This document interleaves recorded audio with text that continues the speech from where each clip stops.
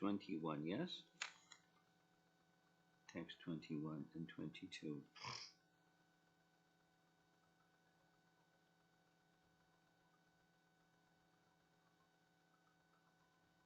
Shulam bhaumochutam hantum adadhe vittachodhyamaha.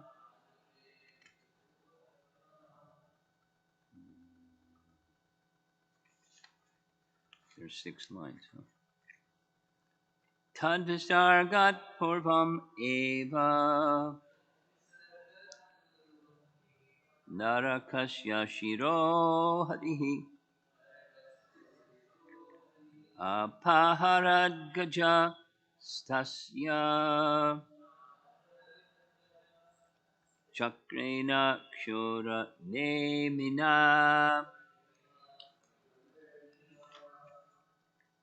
Again. Shulam boma chutam hantum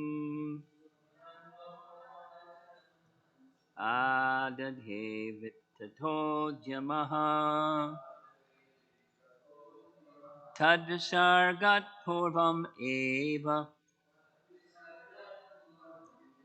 narakasya shiro harihi apaharad gaja stasya chakrena shura nemina.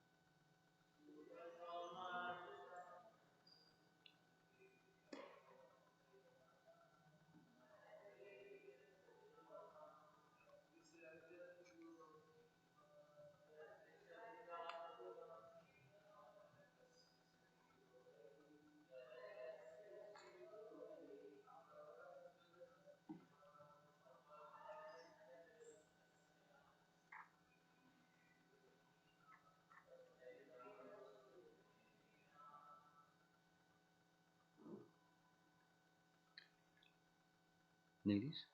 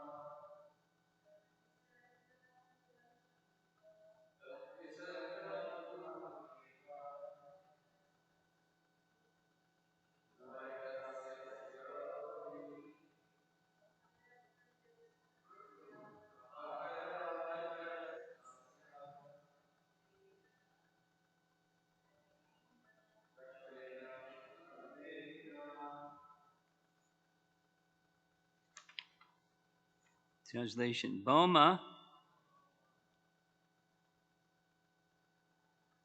frustrated in all his attempts, took up his trident to kill Lord Krishna. But even before he could release it, the Lord cut off his head with his razor-sharp chakra as the demon sat atop his elephant. purport. According to Srila Vishwanath Chakravarti, as Boma raised his invincible trident, Satyabhama, sitting on Garuda with the Lord, said to Krishna, "Kill him right away." And Krishna did just that. And text 22, fallen on the ground, Bhaumasura's head shone brilliantly, decorated as it was with earrings and an attractive helmet, as cries of "Alas, alas!" and "Well done!" arose. The sages and principal demigods worshipped Lord Mukunda by showering him with flower garlands. So the demigods were observing all this. Sages and principal demigods were observing all this. And there were two responses. We'll hear from the commentary. There's a little bit of commentary here from our acharyas. The "alas, alas" was from his supporters, and the "well done" was from the demigods. Okay, let's see if I can get that page up. Okay. Text 21, short, purport by Jiva Goswami, or commentary. He, Krishna, cut off his head, Boma's head, even before Boma could release his spear. He took off the head as if Boma was unaware, because he used the chakra with sharp blades on its spokes. So there's a little description of what the chakra looks like or is made up of. It's a wheel chakra with sharp blades on its spokes. Sharp blades on its spokes. And the commentary for text 22, Vishwanath Chakravarti Thakur writes, the rishis and devas shouted, "Lamentable! Very good." Ha usually indicates sorrow, but here it indicates condemnation, according to Kshira Swami. It doesn't say who that is, but some commentator on the Bhagavatam. Quote, "Oh, what a sinful person, disturbing the whole world. It is good that you have killed him."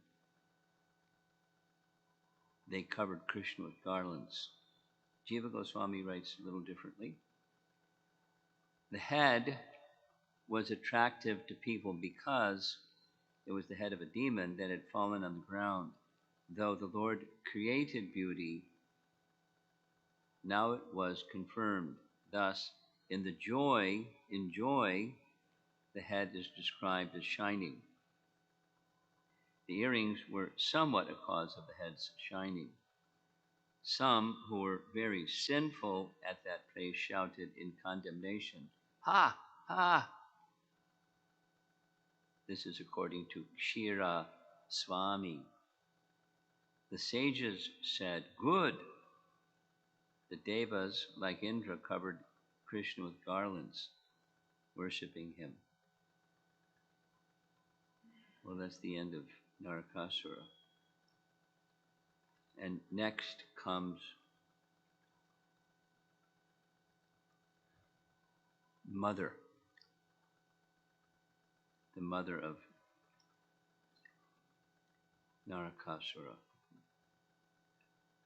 Mother Earth, Bhumi, goddess of earth.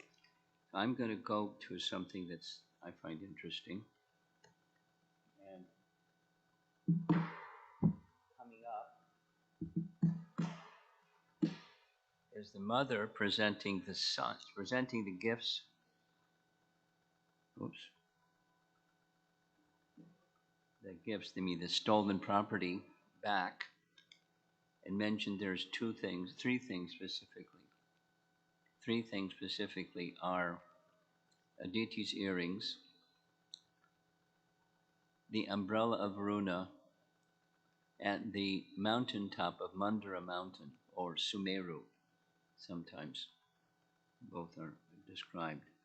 So I'm going to go to Mahabharata,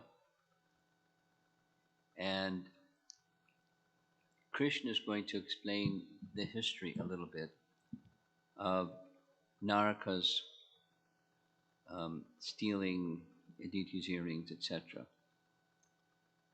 And the scene is on the battlefield because the son of Naraka was involved on the side of Duryodhana.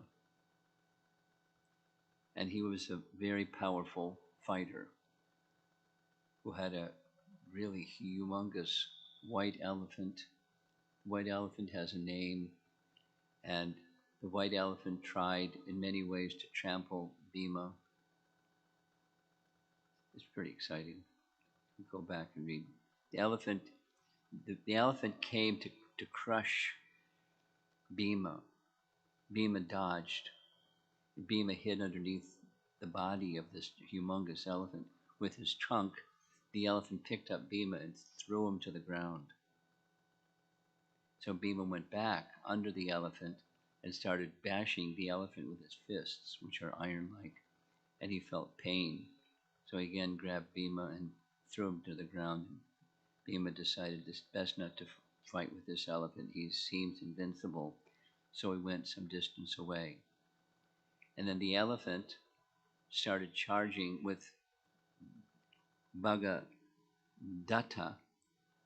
Bhagadatta is the name of Narakasura's son, riding on his back, and the elephant started charging the army of the Pandavas and their elephant group, whatever you call it, division of fighters, and he just destroyed all the other elephants. This guy was really big, very powerful. And Bhagadatta was doing his thing as well from the back of the elephant. So I'll go back. Then Bhagadatta started attacking Krishna and Arjuna. So that's what I'm reading from. The king of Prajotishapura then pierced Lord Krishna with iron-tipped arrows decorated with golden feathers. They appeared like meteors blazing through the sky. Those arrows, released from Bhagadatta's bow, pierced the transcendental body of Lord Krishna and entered the earth. Of course, no weapon of this material world can harm the transcendental body of the Lord, for his body is made of Sat Chit Ananda. Playing the part of an ordinary living being, the Lord allowed his body to be pierced, but since the spiritual body of the Lord is not under the influence of material laws, there is no question of pain or death coming to the Lord. Paragraph. Arjuna then severed Bhagadatta's bow and killed the men that were protecting the elephant's legs. King Bhagadatta then released 14 javelins that were as bright as the rays of the sun. However, Arjuna cut each of those into 3 pieces, and then Kunti's son shattered the armor in which the elephant was encased. It's like very chivalrous kind of stuff. The king of Prajotishapura, so that's the capital of Narakasura, same place where Krishna went to finish him. So he was the next king, and he wasn't a nice fellow. The king of Prajotisapura quickly released an iron dart that was decked with gold. Arjuna cut it in two. He then cut the king's royal umbrella and banner and pierced him with 10 arrows. Bhagadatta became enraged and released 2 lances that knocked Arjuna's crown slightly from his head. Arjuna then placed his crown on his head properly and yelled at Bhagadatta, "Take a last look at this world, O king." Enraged at Arjuna's words, Bhagadatta took up a golden bow and released hundreds of arrows against Lord Krishna and Arjuna. Before those arrows reached the chariot, Partha shattered them and the bow and pierced Bhagadatta with 72 arrows. Overcome with excessive pain, the Prajotisapura ruler was furious. Using celestial mantras, he turned his elephant hook into a Vaishnava weapon and hurled it to finish Arjuna's life. However, Lord Krishna rose up in the chariot and the weapon hit his chest, turning into a garland of flowers. Arjuna then chided the lotus-eyed Lord, "Oh, Rishikesha, you are only to guide my horses and not to take part in this battle. Why are you not keeping your vow? If I am in a dangerous situation, you may protect me, but not when I am to compete to defeat the enemy. You know well that I am able to destroy the hosts of gods and demons." Paragraph. "Listen, O Partha," Lord Krishna replied, "to the history behind this weapon," the weapon that's just being referred to. That's that elephant hook or goad, or the instrument for controlling the elephant. He transformed it into a certain weapon, and through the weapon, Vaishnava weapon, at Arjuna, Krishna interceded and accepted that weapon himself, turned into a flower garland. So Krishna is going to give a history of Narakasura, his father, stealing, doing his thing. "Once upon a time, Mother Earth came to me seeking a benediction for her son, the demon Narakasura. She asked for the benediction of the Vaishnava weapon by which her son could not be slain, even by the gods and demons united. Agreeing to her proposal, I handed over that invincible weapon by which Naraka was able to conquer the 3 worlds," which then describes as conquering. "This Narakasura, or Bhaumasura, took the earrings of Aditi and conquered Indra. He also conquered a portion of the heavenly Mount Meru." So those are 2 stolen items. "He then went to Varuna and conquered him, taking his valuable umbrella. When complaints came to me in Dwarka, I went to Prajotisapur and killed this Bhaumasura. That Vaishnava weapon has been handed down to Bhagadatta, and he has released it to kill you. No one can defeat that weapon except myself. It is for this reason that I've baffled it, breaking my promise. Now that Bhagadatta has been deprived of his weapon, his elephant can now be slain, and you can also kill the king, as I killed his father, for the benefit of the world."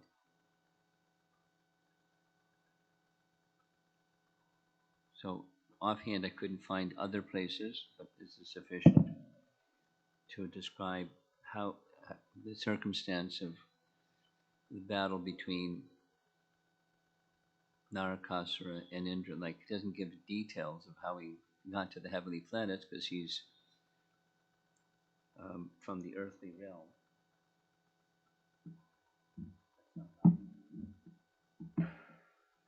He's able to make it to Indra's place. Defeated Indra. Doesn't say what he did with Indra's kingdom after defeating him, but Aditi's earrings, and Aditi's earrings are described elsewhere as being very effulgent, like the sun is sparkling and mystical, not just decorations. They're mystical. And Varuna's umbrella. Don't know much about Varuna's umbrella. I mean, why does Varuna? He lives in the ocean. Why does he need an umbrella? But somehow he's got a nice umbrella. And the tip of Mount Meru, and elsewhere is described something else. Mandara mountain, as opposed to Meru. But so he had a little museum with some collector's items, I guess. And coming up is his mother is going to come and offer these items and request Krishna to give protection to her son. And Krishna grants protection to her son. In other words, you killed the father, but he's next in line, so please don't harm him, let him live.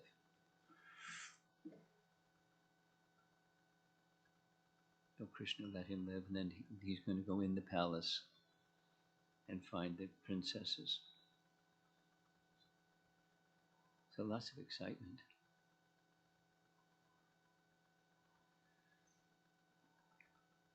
There was some discussion in one of the recent classes. Why so much violence? Ramayana, Mahabharata, violence. That's not good. All this talk of violence doesn't make people violent. Just like watching, they call it action movies. By watching action movies, don't people become interested in action? Or, people that these days, it's not just a movie, it's real life. They go out and on rampage and with weapons and kill people by large numbers. And one of the reasons is they want fame. They want their name in the newspaper or media. They become a well-known person by doing something diabolical. So it seems that such violence shouldn't be in spiritual literature. And that's kind of like Gandhi's position. There wasn't a battle of Kurukshetra. There was no such thing. Krishna is imaginary because he wanted everything nice and smooth. But he died. Through an act of violence. So it is part of the world. It is part of the world. And so what's the proper way to engage in it and the improper way to engage in it? So there's instruction in all fields, and certainly conflict between people, one nation, another nation, one group, another group, one cousin, another cousin, one family member, another family member. It goes on. So how are we to address ourselves to violence? Yeah. So if it's your nature, as it was Arjun's, to give protection to others, then there should be proper training how to give protection, and under what circumstances do you give protection, and when do you not give protection, and so forth. So there's Dharma principles involving all features of life, and this is a big one. It's not new. Politics is not new, and conflict between people and groups of people is not new. So how is it to be exercised. It's something like a question from yesterday evening. The gentleman was asking about karma for lower living entities. Well, there's no karma for lower living entities. The lion kills other animals, and there's no karma for him. But when humans kill, there's karma. And so there's dharma to regulate actions that people may take, and human life is to regulate those actions. So it's a topic because it's part of the history of the world, it's part of life in the human population and the non-human population. So the animalistic tendencies don't just disappear when one comes to the human form of life. So how to regulate those? The propagation of the species, how to regulate those? It happens. It has to happen because otherwise there isn't a continuation of species. It's there. The urge to propagate is there because it's there for the continuation of species. Now, in lower forms of life, there's no regulation. In human form of life, there's regulation.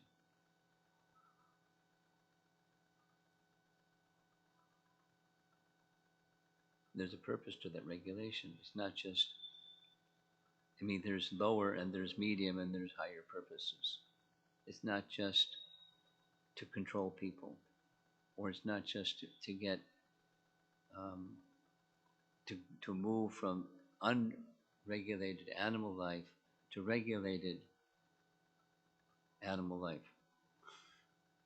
Or it's not, the purpose is not elevation to the modes of goodness and thus elevation into the heavenly planets. That's not the purpose either. Although some people think that's the purpose.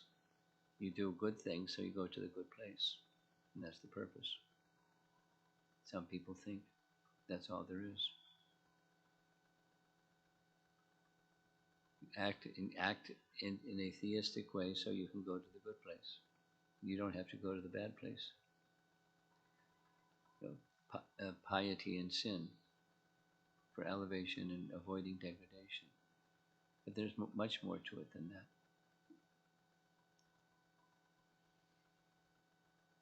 But it doesn't mean it's set to the side. Supposing you're Buddhist, you set it to the side and just be nonviolent. Period.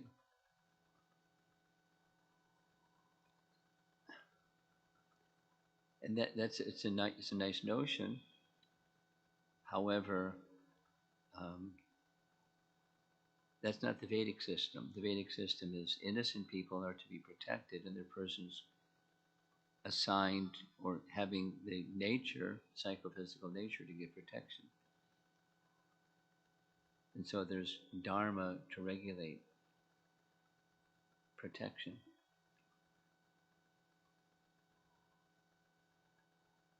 As long as there's to say the same thing a different way, as long as there's a body, there's these four propensities: eating, sleeping, mating, and defending. Defending is one of them. How do you regulate it? How do you regulate the other three? And how do you regulate defending? It's part of Vedic culture. It's part of human life, is to regulate those things by codes of Dharma. Then there's Paradharma. But we're in a world that's lost a sense of Dharma and lost a sense of purpose of life too at the same time. So it's pretty chaotic. I'm sure we've all noticed it's pretty chaotic. And it's not getting smoother, it's getting wilder and wilder, and it just continues getting like this, down and down and down. It's just like animals, down and down. Somebody sent to me, I'll make my best effort to repeat. As you may know, there was a period of time when Allen Ginsberg was traveling with Srila Prabhupada. That's the circumstance was when I first met Prabhupada, was Prabhupada and Allen Ginsberg came to my university. Before that was some place in New England, maybe in Boston, then in Buffalo, and then in Ohio University, Ohio State, where Howard Wheeler or Hayagriva was a professor. So Prabhupada was there's a recorded room conversation with Allen Ginsberg and Srila Prabhupada on the Hare Krishna Mahamantra. And it's kind of long, but a short of it is, will this interest in the Hare Krishna mantra grow? Yes. For how long will it grow? 10,000 years. What happens after that? People stop chanting. What happens when people stop chanting? Prabhupada describes some, very horrible things. People are eating animals, then they'll start eating each other. 10,000 years. There'll be loss of interest in it. So chanting Hare Krishna is protective. It's elevating and protective. And when its absence, when that benediction, 10,000-year benediction is over, it's scary. I'll send it to you. Remind me to send it to you. You can circulate it. Just a transcription. It's found in database. Discussion between Prabhupada and Allen Ginsberg. So the purpose of regulation is without it, it's a form of animal life. In an animal life, one species eats another species. And sometimes one species eats its own species. And human life will become degraded, is becoming, but the protection is this Hare Krishna Mahamantra and, of course, propagation of Vedic knowledge, and how important it is to do both in this world, because that's the antidote for the age of Kali. Exactly the question at the very beginning part of Srimad Bhagavatam. Now that Krishna is departed, where's religious principles to be protected from Srimad Bhagavatam? So propagating Srimad Bhagavatam is an important part of protection for people that are innocent. That's a Kshatriya function, but the Brahmanas can do it also by propagating Srimad Bhagavatam, because it gives protection to religious principles.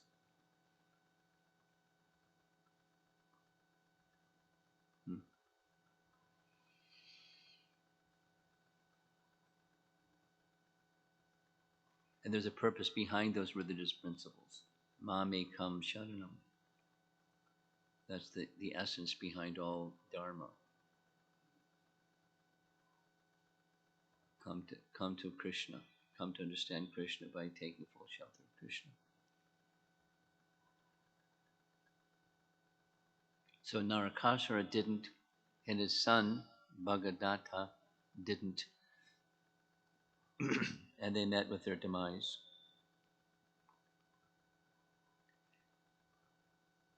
So just this Mahabharata seems nice, because Mother Earth had requested a Vaishnava weapon from Krishna, by which Naraka could not be killed. Krishna gave it. Naraka apparently gave it to Bhagadatta, his son, who used it against Arjuna.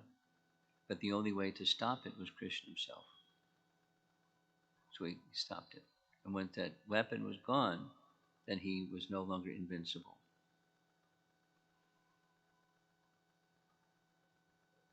Interesting. Now we heard in this chapter 59, there was a spear that was invincible. That's the language used in the verse, invincible spear. But before he could use the invincible spear, Krishna chopped his head, so he couldn't release the spear. But it was an invincible spear that was so invincible that it defeated the thunderbolt of Indra. I mean, the last couple of days there's been rumbling of thunder, and I didn't see any lightning, but lightning is very powerful. And Indra releases the thunderbolt. but something can defeat the thunderbolt, was this weapon of Narakasura. And even more powerful than that which can defeat a thunderbolt is that which can defeat a devotee of the Lord. So Krishna intercepted it. He alone could neutralize, and thus the weapon was no longer effective.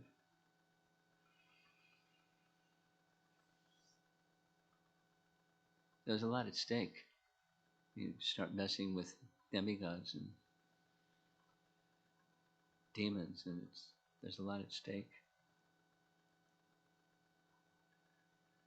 So when we're propagating Srimad Bhagavatam and the holy name, we should expect there's going to be resistance.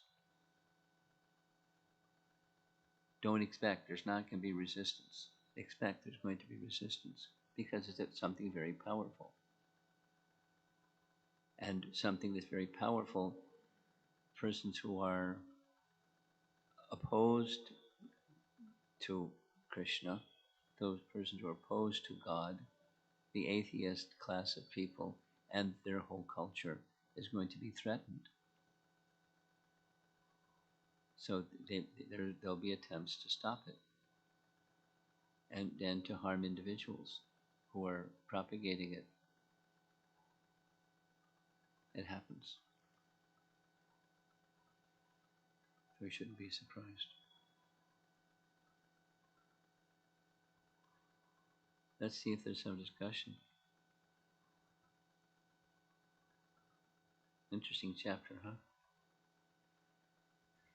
Yes. Thank you, Srimad Swami. You mentioned the importance of for a kshatriya, in this case of Krishna is given the example of addressing wrong by, wrong cannot be allowed to go on, so it should be punishable. And one of the things it's very relevant in the sense, when you're trying to take a position of leadership to make sure that people are protected by addressing, wrongdoing timely and properly, but also brings into place the necessity to have this type of dharmic, guidelines like that. In Krishna's position, he established always these principles of religion, and in terms, dharma becomes a duty. So it requires that the presence of that guidelines in order to be able to establish law. So, in one sense, if that's not there, if there's no proper guidelines, then how can you guarantee that you're not going to do things according to your whimsical, conclusions or things like that, that is not influenced by your personal biases or things like that. So it's established in a principle of law, and making that law. Now, my question is this. Yeah, I'm waiting for the question. Yeah. When we trying to protect also a relationship, when you're trying to highlight the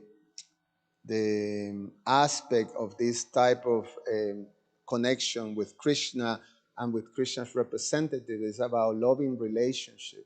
When you bring about all these rules and regulations, all these laws and restrictions, all these punishment and rewards, it becomes, is to balance that is not easy. What? To balance it. What? Balance.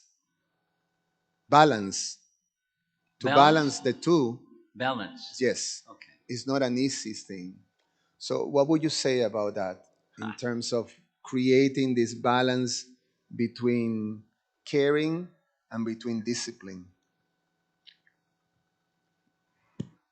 Everything, the answer to this question has everything to do with consciousness, or one could say proper training. Something is to be utilized properly, and to use something properly requires intelligence, and intelligence comes to those who have purity, the Dhammi Buddhi Yogam Tam, that kind of intelligence, how to come to Krishna and how to help others come to Krishna. So when the purpose is sharp and focused, then whatever is done is, is fine. And back to this long preamble that you gave, that's rare in this world. There are people that feel this is right and they're moving, and then there's some other people that feel no, that's not right, rather it's this, and they clash. So your question is now balanced, and how to ensure it. It requires proper training in purity.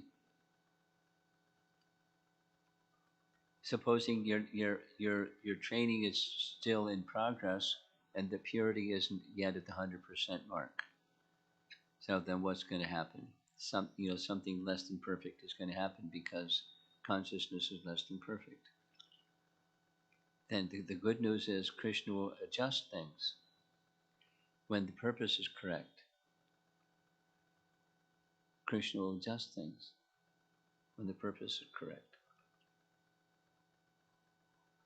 Now, let's say there's 100 people in the room, and they're thinking, in different degrees, that's me. I'm less than perfect, but my interest is right, and so I'm moving forward. And then there's disagreement amongst those 100 people, because the balance question: how do you proceed between the encouragement and punishment, or the protection? So it's not easy, as you established. How do you ensure it? It's the only way to ensure it is becoming pure. So we're always, those in the Kshatriya position, or administrative position, or leader position, strive for purity. And that's possible for the Brahmanas. Therefore, there needs to be guidance from qualified Brahmanas. Therefore, there need to be qualified Brahmanas. And a submissiveness from the administrators to qualified Brahmanas. And if that's missing, it's kind of messy. It's not kind of messy, it's messy. And that's what we have. The reality of the situation is that's what we have. Something that's a little messy. Because where's the qualified Brahmanas, and where's the qualified Kshatriyas with training and purity, and Brahmanas to go to take guidance from?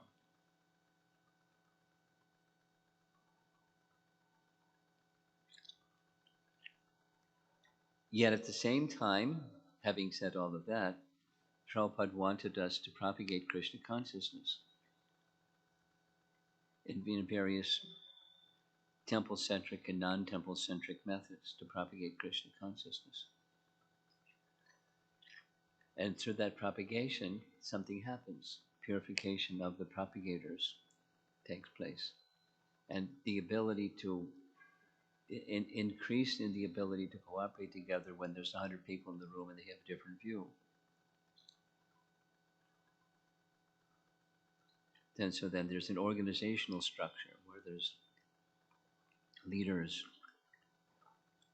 And those leaders have a very important service. Prabhupada's words: if they mess, they're very, because the position is high, they're very culpable. So there's transcendental law that's involved in this balance question that you're asking. But Krishna will adjust, provided the intention of the person is, let us see that Krishna's interest, or the representatives, the acharyas in specific section interest, is being met. Then you can have diversity and it's not a problem.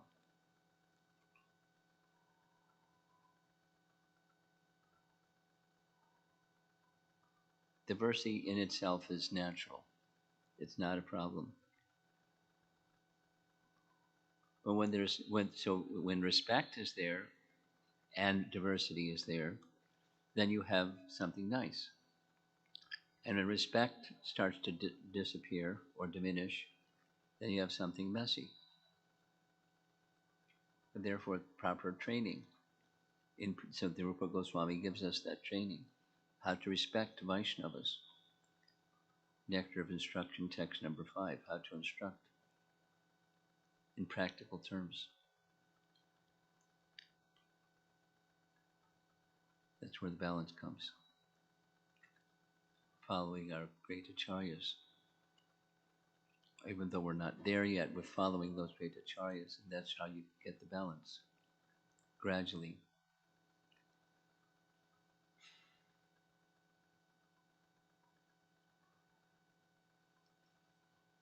I'll just add, aside from the administrative question that you're asking, there's just everyday people. I just received some communication from an everyday person, and they like Prabhupada, they like the teachings, and generally speaking, they like their visits to the temple, although there's some situations that they find uncomfortable. But they find, this newer person is finding that there's not there's nicety in exchanges, but it doesn't seem to be with feeling because there's no ongoing relationship. So like, to come to the stage that Prabhupada exhibited, where he had thousands of followers and he held their faith, that's spiritual power. So it's, when people are not mature yet, they're not able to live up to what. So there's our teachings, and then there's where we are.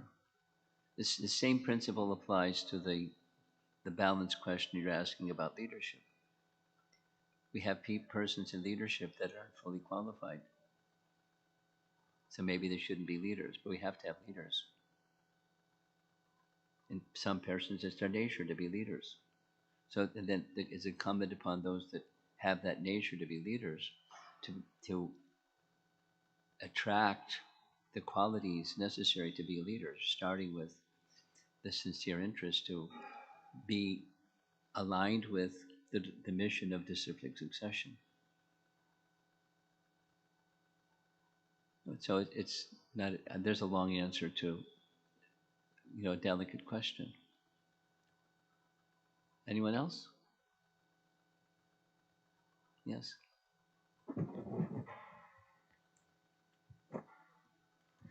This is just a comment. Comment. Yeah, because you mentioned that when we are um, giving the message of Bhagavatam to others, it's natural that there is resistance. Uh, and I also feel like there is progress when we give the message of Srimad Bhagavatam to others. Like we feel purified, and eventually they get purified, because I'm just reflecting on where I was when I just started and like where I am, and I just feel like I appreciate and understand a little bit more about Krishna. Well, So, the response to this comment is the consciousness behind that act of extending is very important. The consciousness of extending Srimad Bhagavatam and its message,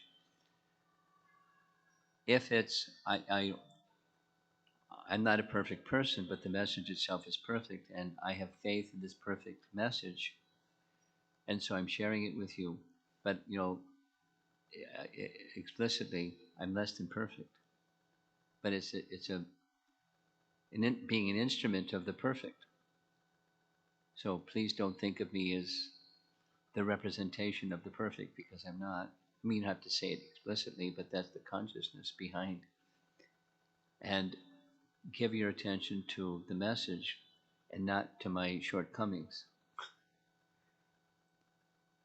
because by giving attention, I have faith by giving attention to that message and sharing it with others, then gradually more qualification, more purity, more capacity to be a transparent instrument will occur.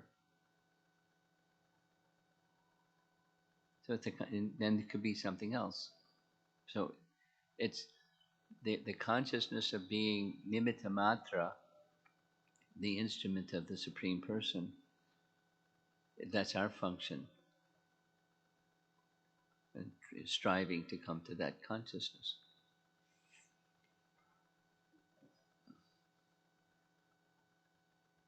And that's our Hare Krishna movement, and the spreading of the Lord Chaitanya Sankirtan movement.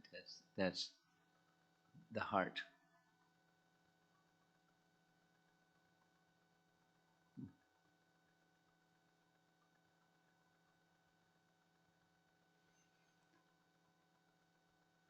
Anything else? Yes.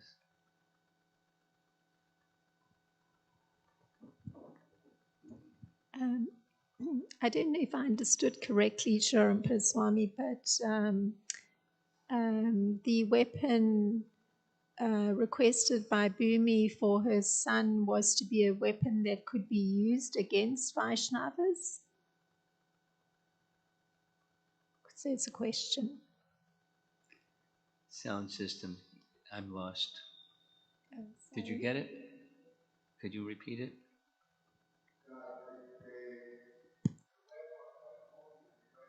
Yeah.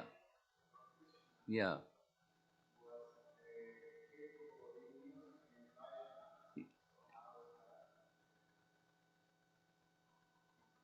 Not. I don't know if it was capable of being used against Vaishnavas specifically. It's called a Vaishnava weapon, but that doesn't. That to me, that doesn't mean this. The purpose of this weapon is to harm Vaishnavas or kill Vaishnavas.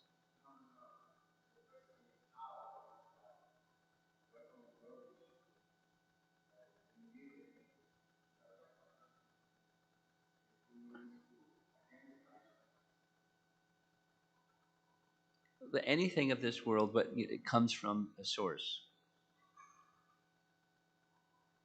Same source. Everything comes from. So how is it possible that there can be weapons that have the source of Lord Vishnu can be used against Vaishnavas? Because people are demoniac. They can use anything this way or that way. That's how it can happen. Because we've been speaking about Prahlad. How is it that Prahlad could be,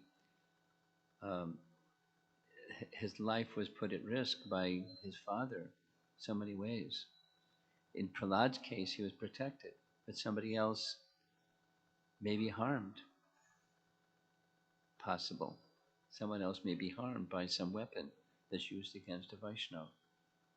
So how is that possible? Well, everything comes from Vishnu. So things can be used properly or improperly.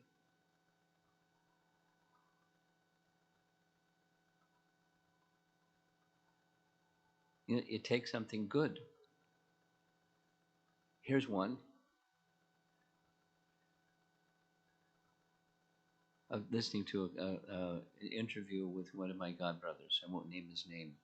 But he was speaking very strongly about you're not the body. While it's good, it can be misused. It can be misused in terms of neglecting one's responsibilities to society, family, and you name it, because you're not the body. So a good thing can be misused and a bad thing can be misused. So in everything that exists, including you're not this body, that comes from Krishna, it can be misused. So how is it possible? Because people have free will. And they can misuse a good thing. So weapons in and of themselves are not good things, bad things. Depends on how they're used. It's all resting on consciousness. That's our understanding anyway. From Krishna, it's all good, absolute. But people can misuse.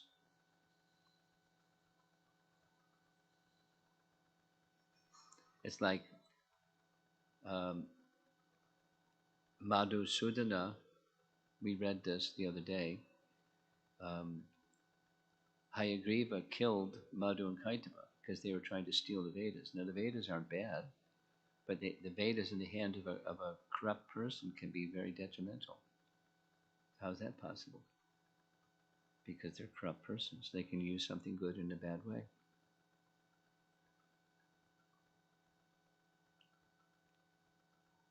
Okay.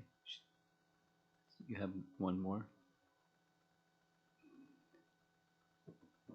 There's a letter on the same line, Guru Maharaj. I was thinking how liberal Krishna is, because I think Mother Bhumi asked after he killed Bhamasura, Mode of goodness? Mother Bhumi, Mother Bhumi. when Krishna killed Narakasura, she asked her to place his son in the throne like that. I think that was the case. Yes.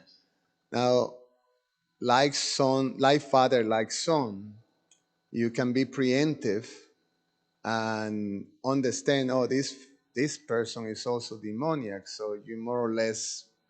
But But Krishna agreed.